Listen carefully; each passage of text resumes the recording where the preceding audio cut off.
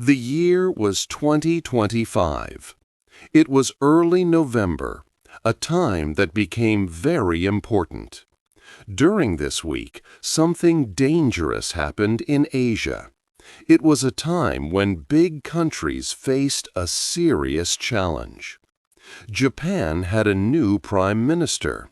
Her name was Sanae Takaichi. She was the first woman to lead Japan.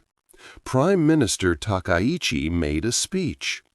In this speech, she said some very strong words about Taiwan. Her words were surprising to many people around the world. They were also very shocking to one country in particular, China. China quickly showed its anger. Chinese officials spoke with fury. They said Japan's words were wrong and dangerous. This started a big problem, a diplomatic crisis. It was not a small argument. It was a serious disagreement between two very powerful nations in Asia. Japan and China are two of the biggest powers in Asia. They are very important for the world. This crisis pushed them very close to a real conflict. People worried about what might happen next. Would they find a way to peace, or would the situation get worse? This story will explain the events of that dangerous week. It will show how Prime Minister Takaichi's words created a huge problem. It will tell about China's strong response. This is a story about how close two big powers came to a serious fight, and how a diplomatic crisis unfolded in front of the world. 2. The words that started it all. It was Friday, November 7, in the year 2025. Japan's parliament, also known as the Diet, was in session. Inside, Prime Minister Sanae Takaichi stood before the lawmakers to answer a question from the opposition. The question focused on a very important legal term in Japan's defense policy, a survival-threatening situation. This term is central to Japan's security legislation, which was passed in 2015. Simply put, a survival-threatening situation means that an armed attack against a foreign country is so serious that it could directly threaten Japan's own survival as a nation. When such a situation is officially recognized, it allows Japan's government to deploy its Self-Defense Forces, SDF, to take military action, even outside Japan. This legal condition is a very significant step for Japan, as its constitution limits military action. Prime Minister Takaichi then gave very clear and specific examples of what she considered a survival-threatening situation. She stated that if China were to use its warships and military force to fully take control of Taiwan, that specific action would certainly count. Her words made it plain that Japan might, in such a case, use its military to help Taiwan. She explained that any large-scale military operation by China in the Taiwan Strait aimed at bringing Taiwan entirely under Beijing's rule could lead to Japan's military involvement. She also added another critical scenario.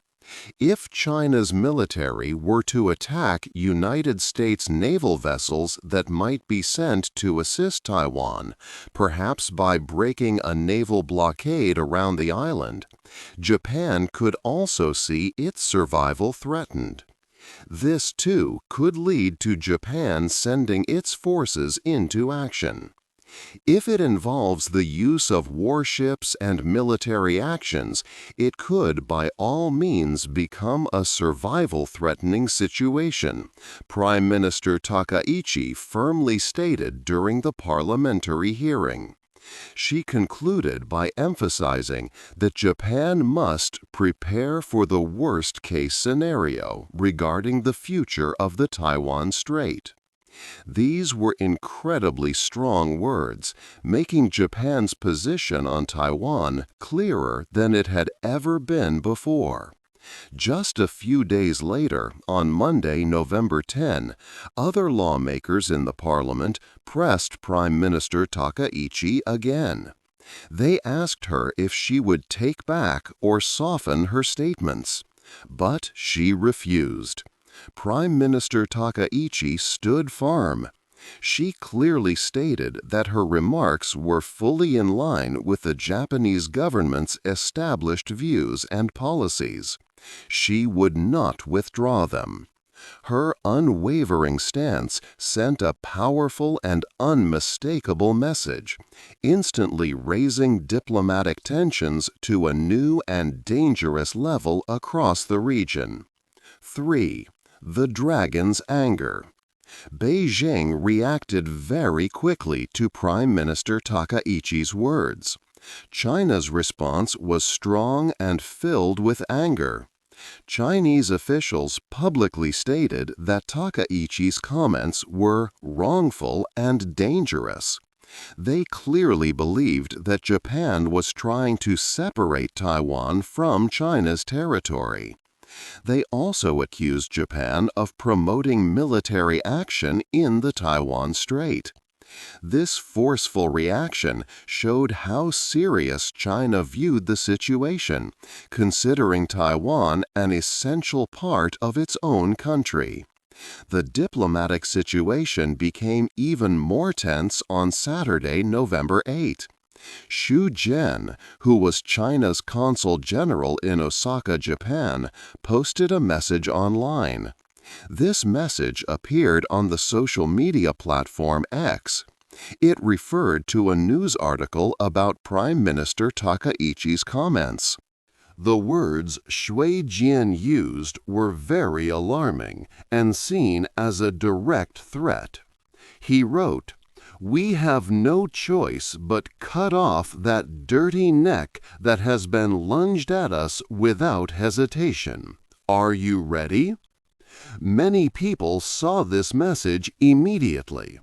It caused a lot of worry and a serious diplomatic argument.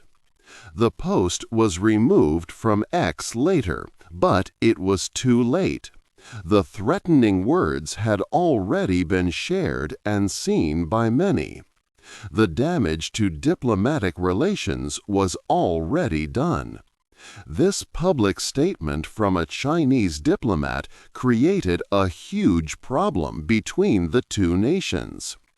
China's foreign ministry also commented on Consul General Xu Jian's post.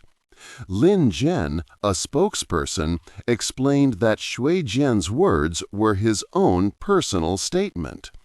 Lin Jian said that the post was aimed at Japan's erroneous and dangerous remarks. These remarks, he stated, tried to separate Taiwan from China and suggested military action in the Taiwan Strait. Despite calling it a personal comment, Beijing's official position was also very harsh. Chinese officials sent solemn complaints and protests to Japan. The Chinese embassy in Tokyo added to the strong response. They issued statements saying that Japan had used survival-threatening language many times before in history. They reminded people of the 1931 Mukden incident, an event that Japan used as an excuse for military invasion. China used this historical link to suggest that Japan was repeating old ways of being aggressive and finding reasons for military action. This made the already high tension between China and Japan even worse. The dragon, China, was clearly showing its anger, and the world was watching. This swift and angry response marked a serious escalation in the crisis. 4. Japan fights back. Japan's government strongly disagreed with China's actions. The message posted by China's consul general in Osaka on social media was seen as very serious. Tokyo felt this kind of diplomatic message was new and unacceptable. On Monday, November 10, Japan took official steps. The Chief Cabinet Secretary, Minoru Kihara, announced that Japan formally protested to Beijing. Mr. Kihara clearly stated that the diplomat's social media post was extremely inappropriate. He added that such language from a government official was not proper.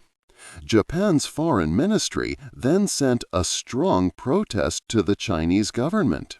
The ministry demanded that Beijing immediately take down the offensive social media post. It also asked China to provide a full explanation for the message and an apology. Mr. Kihara publicly urged China to give clear reasons for the post. At the same time, Japan also tried to reduce the tension. Tokyo made sure to tell Beijing that its main diplomatic approach had not changed. Japan repeated its long-standing support for the One China policy. This policy means Japan understands there is only one China. This effort aimed to show that Japan did not want the overall relationship to get worse, despite the protest. On Tuesday, November 11, Mr. Kihara provided more details. He explained that Tokyo had given Beijing a full response to China's earlier protests about Prime Minister Takaichi's comments. He confirmed Japan's continued belief in the One China principle. Most importantly, he stressed that peace and stability in the Taiwan Strait were crucial. These were vital not only for Japan's own safety, but also for the peace of countries worldwide. Japan stood firm on Prime Minister Takaichi's original statements, showing strength. However, it also used careful diplomacy to manage Beijing's strong anger, balancing a tough stance with a wish for regional calm. 5. A new leader for Japan. Sanae Takaichi stepped into history as Japan's first female prime minister in late October 2025. At 64 years old, she was known as a conservative politician, and her rise to power marked a significant moment for Japan. Her leadership promised a more assertive approach to the nation's foreign policy and its military strength.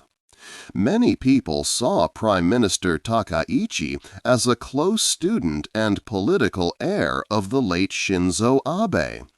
He was Japan's longest-serving prime minister, known for his push to strengthen the country's defense before he passed away in 2022. Like Abe, Takaichi strongly believed Japan needed a more capable and active military.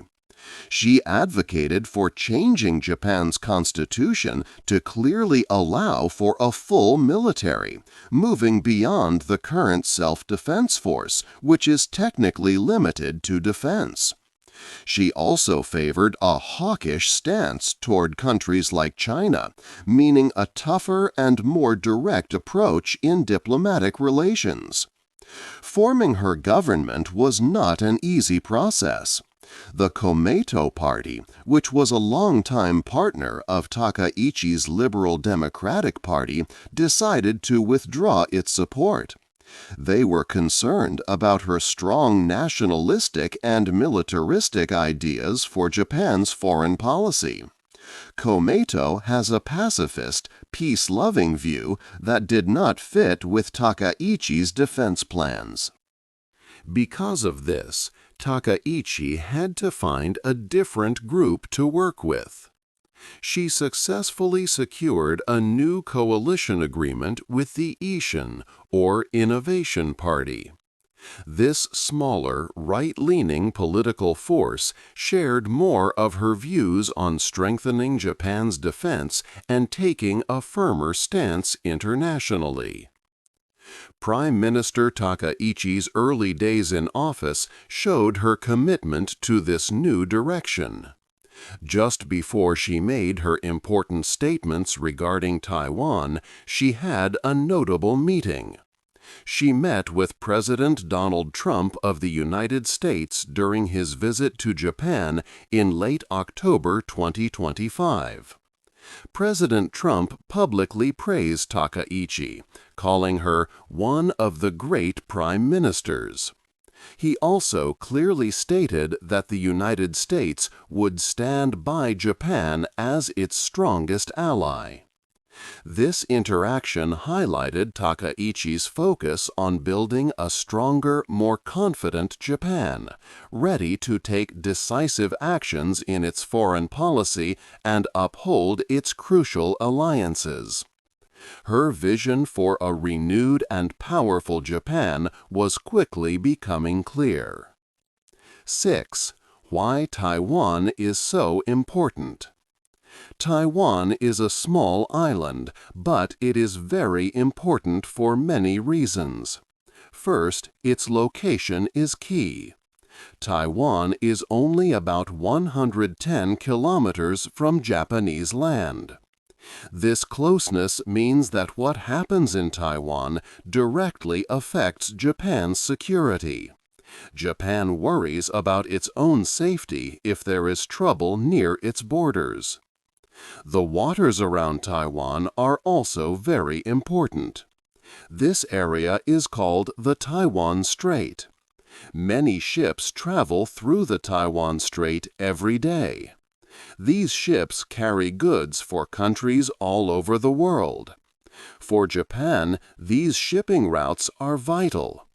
About 99% of Japan's trade depends on these sea lanes. If these routes are blocked, Japan's economy and many other economies will face big problems. Another big reason why Taiwan is important is its role in making computer chips. Taiwan makes most of the world's computer chips called semiconductors.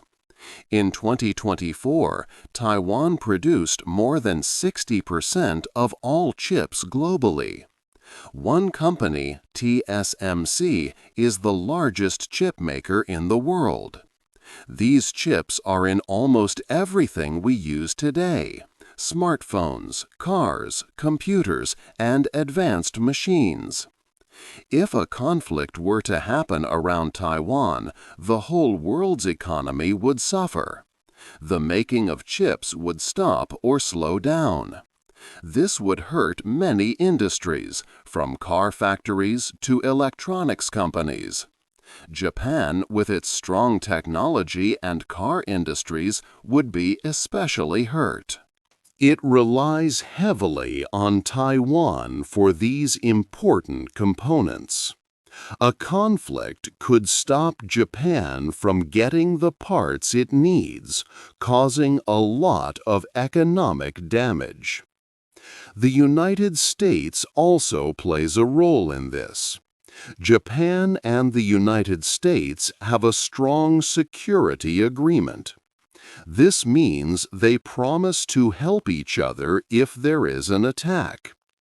The U.S. has many soldiers and bases in Japan.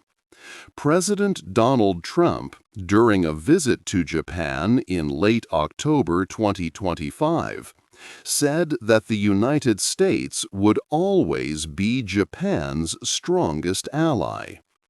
This alliance makes Taiwan's safety a matter for both countries. If Taiwan faces danger, both Japan and the U.S. could be involved. This shows just how important Taiwan is, not just for itself, but for global trade, technology, and peace in the region. 7. Looking deeper. Prime Minister Takaichi's statement was not a sudden change for Japan. It was a new, clearer step in how Japan thinks about its own safety. For many years, Japan's defense leaders have watched China's army grow stronger. Japan's 2025 defense report called China's military actions the biggest strategic challenge. China's warships are seen near Japan more often, showing China wants to grow its power far into the ocean. Japan had already started to prepare. It sent its destroyers through the Taiwan Strait several times, a clear message to China.